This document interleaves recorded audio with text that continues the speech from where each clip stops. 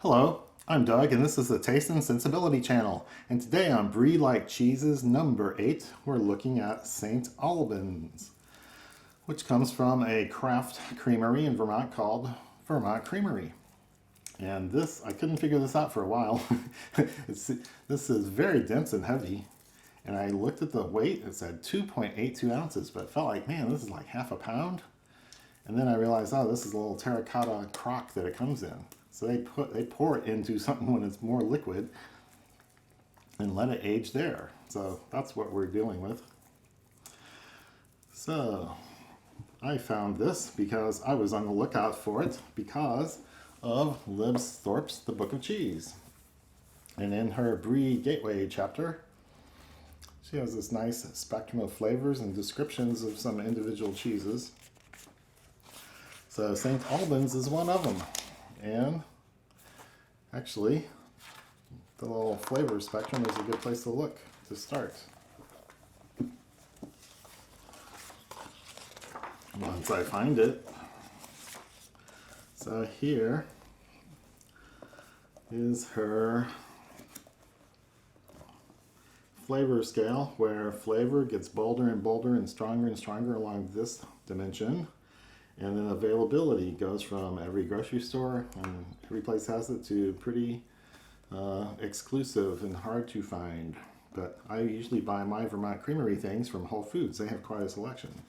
But along the flavor scale, St. Albans is way over here towards the intense side. So it says cooked mushrooms and truffle. So that's what stronger flavors are like in this family. So I'm going to open this thing up. And I just assume it's spreadable since I put it in a crock. Okay, here's the back label. I'll show that on the screen.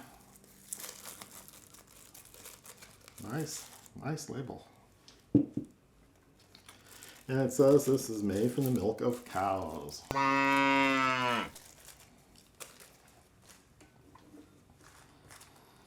So I can see little sections of it have this brain-like texture, brain-like appearance, which is an indication that the rind organism here is Geotrichum candidum, the yellow yeast that makes it yellowy and not so mushroomy.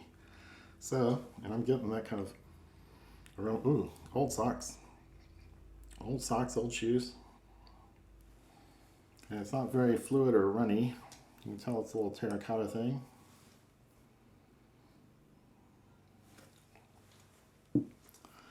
So I will just pull out a little bit and put it on some flatbread.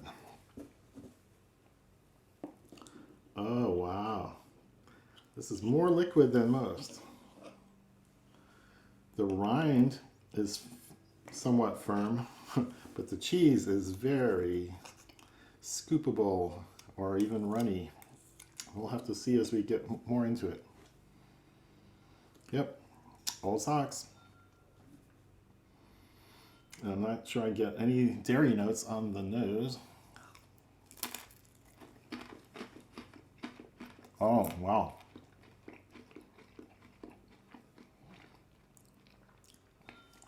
Strong peppery notes and that sulfury earthiness and a sulfury character to it.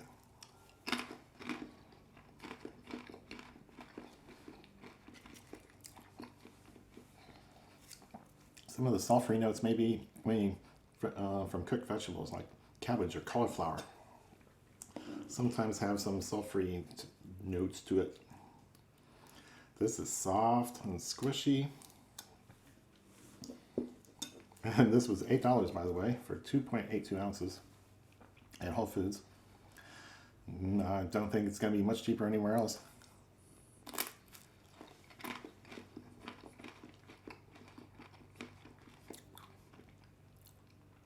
Wow. It is not a lot of, doesn't have a lot of dairy on the palate either. It's got sharper flavors.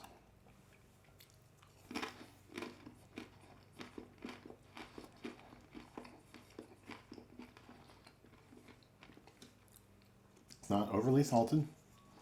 I don't pick up a lot of salt. And I don't pick up a lot of dairy. but the flavors are really complex. It's an earthiness to it, a mushroominess. Not so much of the yeast character of the geotrichum. And then the sulfury notes, like from the vegetables. It's a peppery or a sharpness to it, a lactic component, but it's not really, it's not reminiscent of sour milk or anything. That's complicated.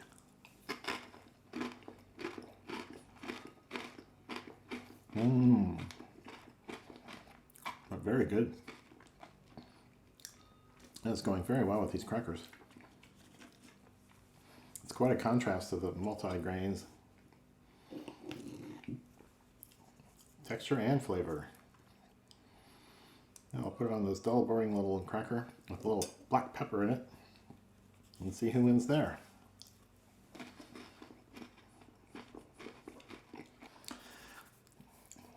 The finish has a lingering sharpness, mushroominess, funkiness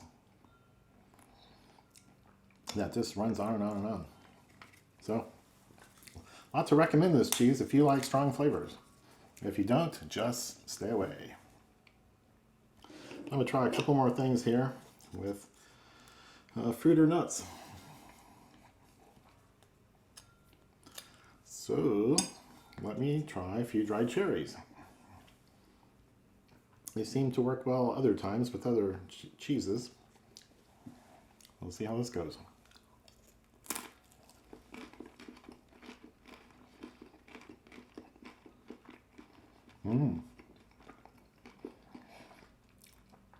That works. The sweetened sour cherries make the whole thing a little more friendly. It's a more appealing flavor, more attractive flavor to most people, I would think.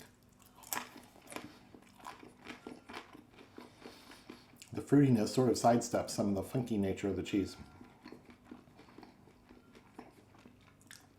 Still creamy. You can detect some dairy. The fruitiness brings out the dairy that I wouldn't get in before. Very interesting. Okay, and now maybe I'll try something that's doomed to fail.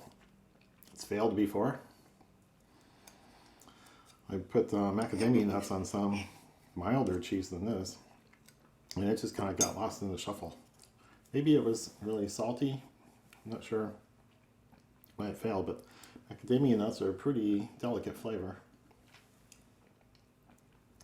So we'll see if this has got any chance of working at all.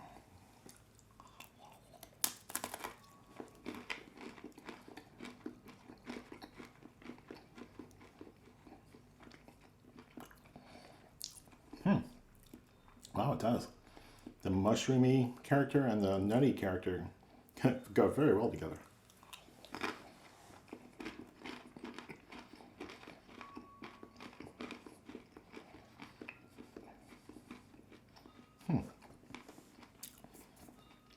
Very good, but it doesn't pop until you bite into those macadamia nuts. You could crush them, make more of a dust or powder, you know, much smaller pieces, and sprinkle that on if you are making things ahead of time. So, St. Albans from Vermont Creamery is wonderful cheese from cow's milk, but very expensive and very high-powered flavors for one of these young Brie-Like things. So, be warned. And it looks like this is, well, it's not that runny. It just looks like it's going to start running. So, another successful tasting of some fabulous cheese that was recommended to me by Liz Thorpe. So if you like the reviews that you've been seeing here, please give this video a thumbs up and like and subscribe and leave comments and questions and all those sorts of things. And come on back next time for another Brie-Like cheese review. Cheers.